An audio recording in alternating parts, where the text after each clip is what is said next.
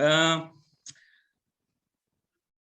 Seringkali ketika berbicara peran orang Tionghoa, kita melulu ya pada bicara misalnya aspek-aspek budaya ya, eh, apa namanya, kita mungkin sering bicara kuliner ya, akulturasi, kuliner Nusantara, pakaian dan seterusnya dan seterusnya.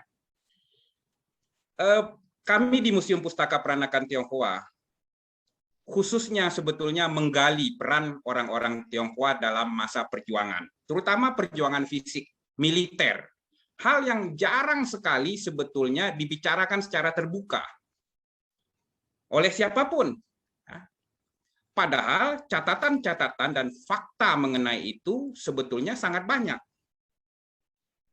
Kami di Museum Pustaka Peranakan Tionghoa menyimpan berbagai fakta keterlibatan orang Tionghoa di berbagai daerah di seluruh Indonesia. Tidak ada daerah yang terlewati oleh peran kontribusi orang Tionghoa dalam peran mereka di sektor militer atau perjuangan fisik.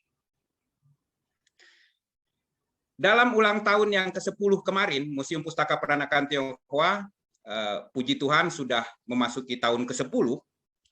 Kemarin ada acara yang dilakukan juga oleh Perhimpunan Inti di pusat ya, Pak Teddy dan kawan-kawan, juga oleh beberapa kampus, ada kampus Untar di Jakarta, Tarumanegara, Trisakti, Mercu Buana, dan Universitas Esa Unggul, bekerja sama juga dengan Museum Pustaka Peranakan Tionghoa, dan kebetulan juga didedikasikan untuk ulang tahun museum kita yang ke-10.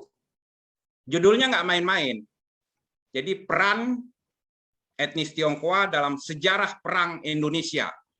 Peran etnis Tionghoa dalam sejarah perang Indonesia. Judul yang sebetulnya sangat berat. Tapi saya meminta kepada panitia agar judul ini diterima.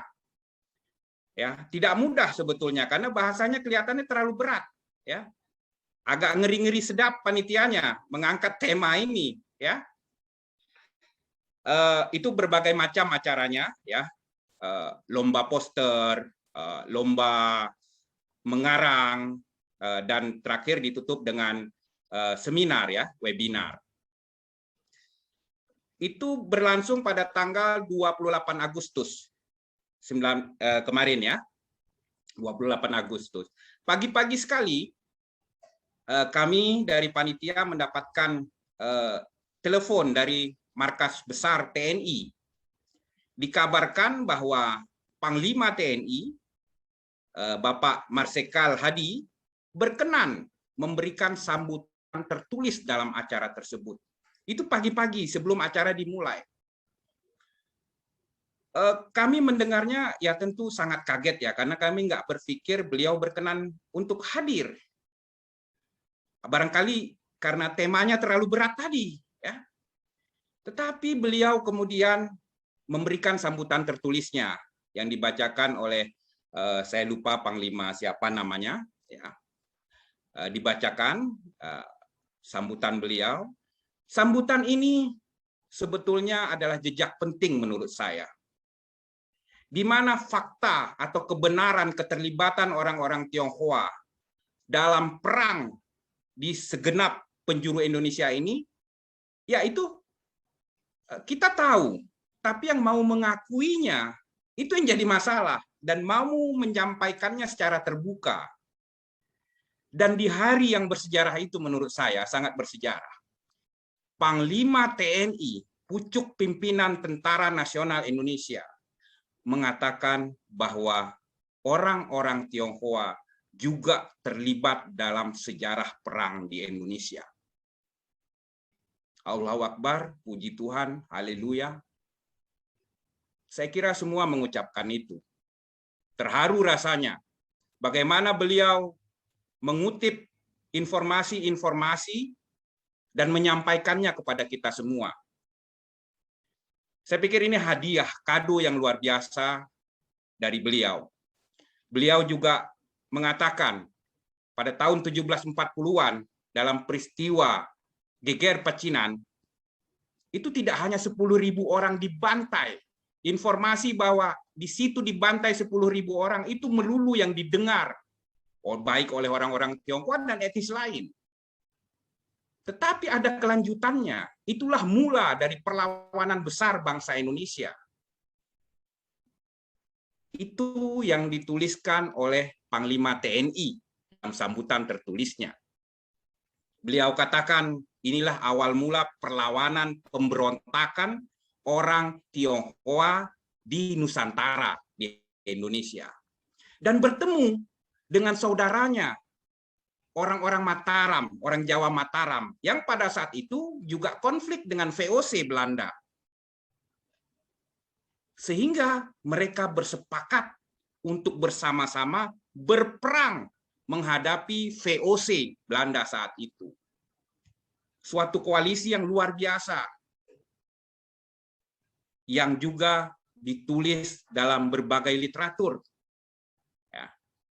Baik bagi kalangan orang-orang Jawa sendiri, ya, dalam berbagai naskah kunonya, baik dalam literatur sejarah pihak Belanda. Bahkan saya belum menemukan sebetulnya sampai saat ini tulisan dari kalangan orang Tionghoa sendiri, ya. Ini menarik sebetulnya, itu lain kali kita diskusikan. Jadi informasi ini justru dihadirkan oleh orang non-Tionghoa. Nah, dan bagaimana kemudian Panglima meneruskan dalam tulisannya itu, ya, mereka menyambut orang-orang Tionghoa dan memutuskan untuk berperang dengan Belanda. Perang mahadahsyat ini memporak-porandakan VOC. Hampir saja menghancurkan kekuatan VOC di Jawa. Namun di luar dugaan, secara tiba-tiba, pasukan Mataram berubah haluan dan berdamai dengan Belanda. Dan berbalik menyerang pasukan Tionghoa. 1744, perlawanan orang-orang Tionghoa berhasil dipadamkan.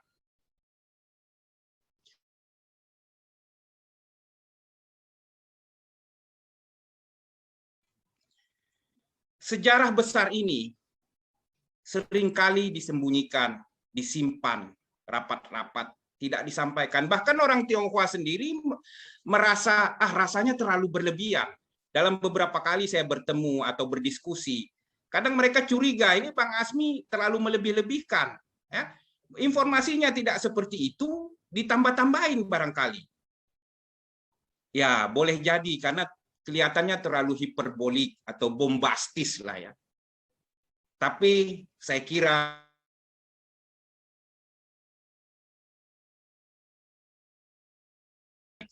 dan beliau juga menyetir pendapat dari sejarawan Belanda, C.R. Boxer ya namanya, yang mengatakan andai saja kerjasama pasukan Mataram dan Tionghoa terus berlanjut, maka sejarah Indonesia akan berbeda.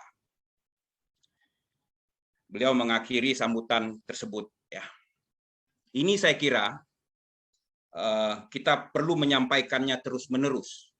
Ya, tidak sembarangan Mabes TNI mengeluarkan pernyataan seperti itu. Panjang sekali menceritakan tentang geger pecinan. Itu bisa dibaca di beberapa buku ya. Saya kira kawan-kawan semua sudah mengetahui buku tersebut, tapi ini hal yang perlu saya sampaikan karena baru saja terjadi kemarin.